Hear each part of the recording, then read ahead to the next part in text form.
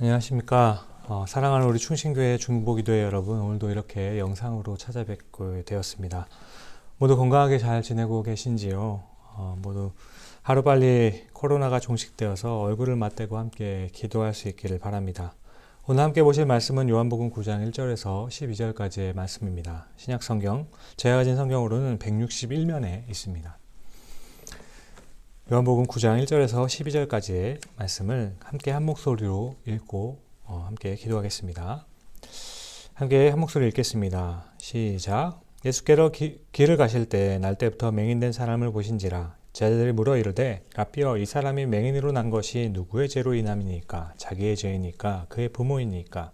예수께서 대답하시되 이 사람이나 그의 부모의 죄로 인한 것이 아니라 그에서 하나님이 하시는 일을 나타내고자 함이라.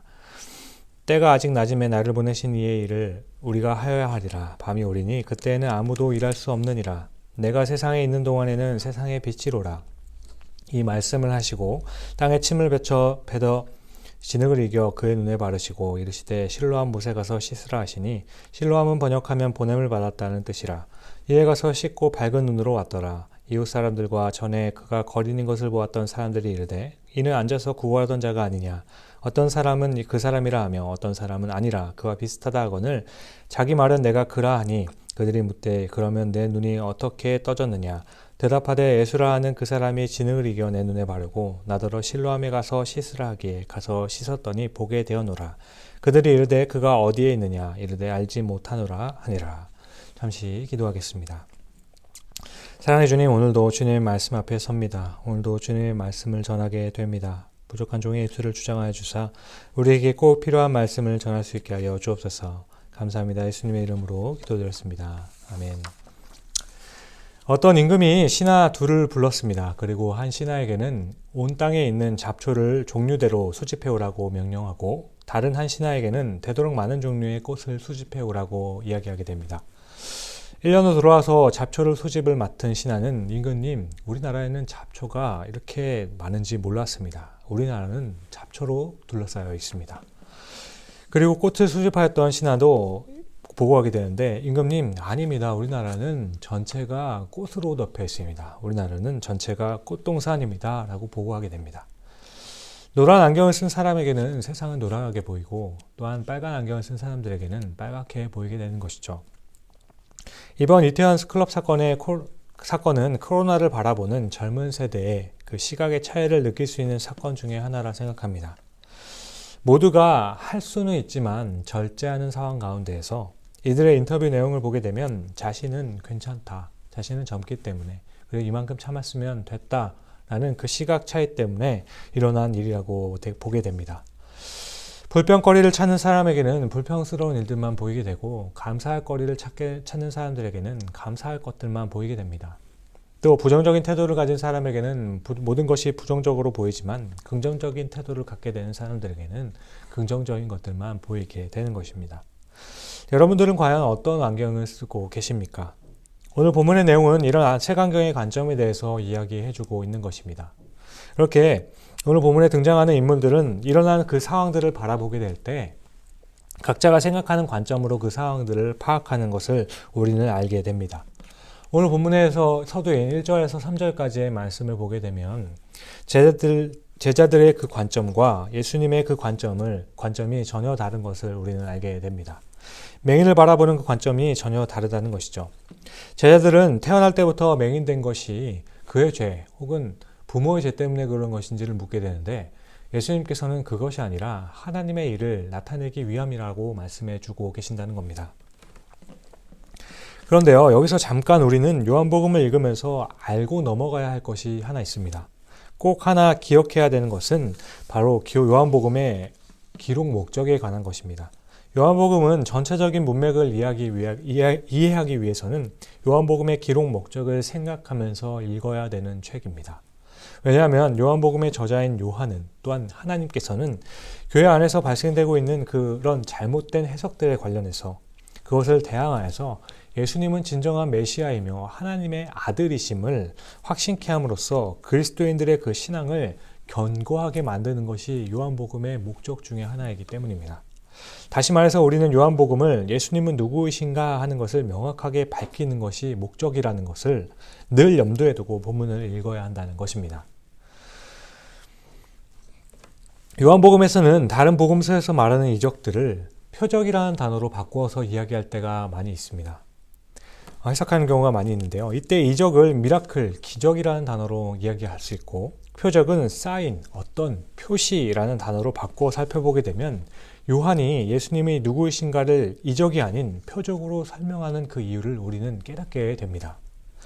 앞서 말씀드린 것 같이 요한복음의 기록 목적은 믿음을 강조하여서 예수 그리스도를 믿는 것을 목적으로 하고 있습니다. 그렇게 이적은 하나님의 능력을 세상에 나타내는 현상의 전반적인 현상 전반을 나타내는 반면에 표적은 이를 대하는 사람들의 마음 속에 믿음이 생기기를 바라는 구체적인 의도를 가지고 있는 사건이라는 것이죠. 따라서 요한복음에서는 표적을 사람들에게 믿음을 갖게 하려는 의도가 담긴 그런 이적적인 사건들만 기록하고 있다는 것입니다. 또 요한복음에서 이런 표적들을 하면서 한 가지 공통적인 특징이 있는데, 그것은 이런 표적을 행하신 이후에 바로 이어서 예수님의 강론이 뒤에 덧붙여서 나온다는 것입니다.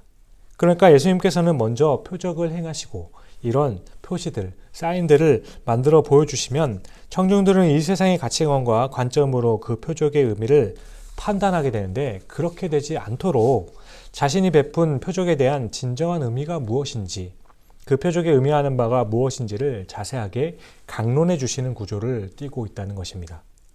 그렇게 오늘 본문에서도 소경이 눈을 뜬 것은 인간의 눈을 통하여 관찰할 수 있는 아주 놀라운 물리적인 현상 중의 하나이긴 하지만, 이 표적들은 그런 믿기 힘든 현상으로서만 의미 있는 것이 아니라 영원한 진리, 영원한 세계, 참 실체, 그리고 참 실체를 계시해주는 하나님의 한 가지 부호라는 것입니다.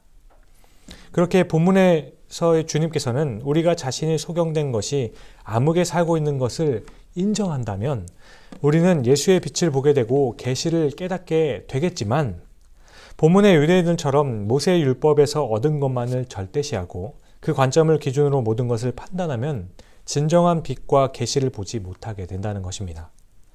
우리가 살고 있는 지금의 생활 속에서도 우리들은 이런 것들을 참 많이 경험하고 살아가게 됩니다. 우리는 처음 말씀드린 색안경의 예화에서처럼 어느 것에 집중하고 있느냐가 굉장히 중요하다는 것입니다. 우리가 사는 세상은 서로가 말하는 목적이 다 다르고 이해하는 것 또한 다르기 때문에 우리가 사는 이 세상은 많은 오해들이 있습니다. 자신이 노란색의 색안경을 쓰고 바라보게 된다면 모든 세상이 노란색으로 보이게 되는 것과 같은 것입니다.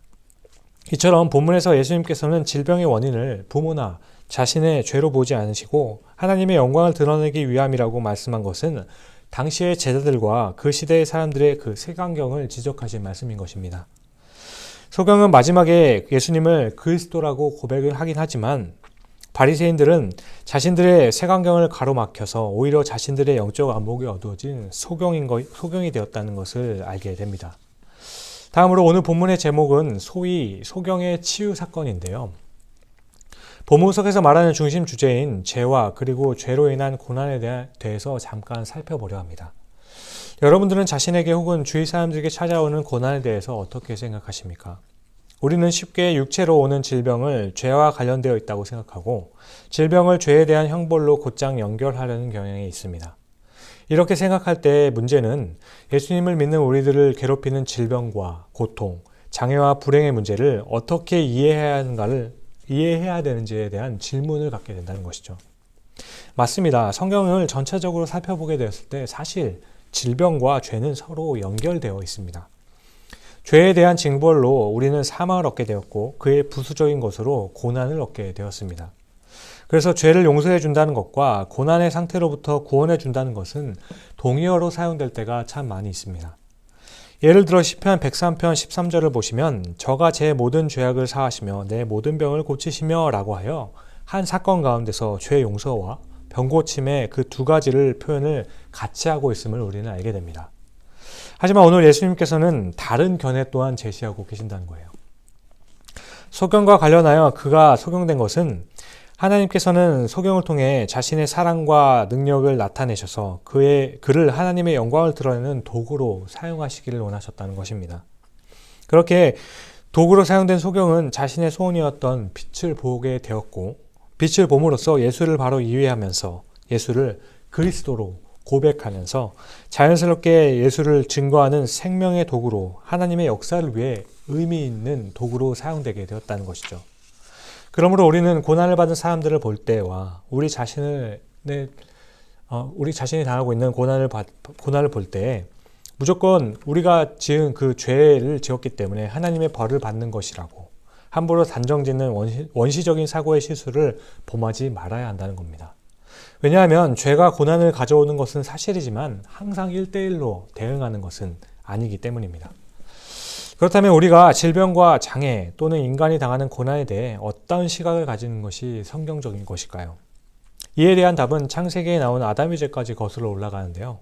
우리의 조상인 아담이 지은 죄로 인해서 우리는 하나님의 형상, 모양을 잃어버리게 됩니다. 따라서 우리는 하나님과의 화평의 관계를 유지하지 못하게 됐고 하나님 보시기에 조음도 없어지게 됩니다. 그 결과 외적으로의 모습으로 나타내게 되는 것이 바로 우리의 장애들이고 우리들이 겪게 되는 고난인 것입니다. 다시 말해 장애와 고난은 죄의 결과라고 할 수 있습니다. 따라서 우리에게 오는 고난과 장애를 우리가 바라볼 때 우리에게 원죄가 있음을 깨닫게 만들려고 하시는 것과 그 결과 온 인류가 함께 벌을 받고 있음을 상기시키고자 눈으로 볼 수 있도록 남겨주신 표시라는 것을 기억해야 한다는 것입니다. 결론적으로 말해 장애와 고난을 받는 사람들의 그 책임은 그 당사자들에게만 있는 것이 아니라 우리 모두에게 있음을 인식시키기 위한 하나님의 하나의 표시라는 것입니다. 그러므로 우리가 가져야 할 바른 자세는 그것들을 바라볼 때 우리를 대표해서 당하는 것이라고 그 사실을 기억하고 잘 도와주고 함께 섬겨주며 기도해야 한다는 것입니다. 지금 코로나 기간 동안에 힘들고 어려운 사람들을 돕는 것은 자선을 베푸는 것도 동조하는 것도 아니며 다른 의미로 나의 책임의 일부를 갚아내는 것으로도 볼 수 있다는 것입니다. 그리고 더 큰 장애는 우리의 내면에 있음을 기억해야 한다는 것이죠. 하나님께서 우리가 요청할 때마다 만약 고난을 제거해 주셨다면 우리는 그분의 사랑과 헌신에서 하나님을 찾는 것이 아니라 안락함과 편리함 때문에 그분을 쫓게 되었을 것입니다. 하지만 하나님께서는 고난의 이유에 상관없이 우리가 그 고난에 대처하도록 도우실 수 있는 능력이 있으신 분입니다. 질병이나 참사 또는 대인관계와 장애로 고난당할 때 우리는 왜 이런 일이 내게 일어났습니까?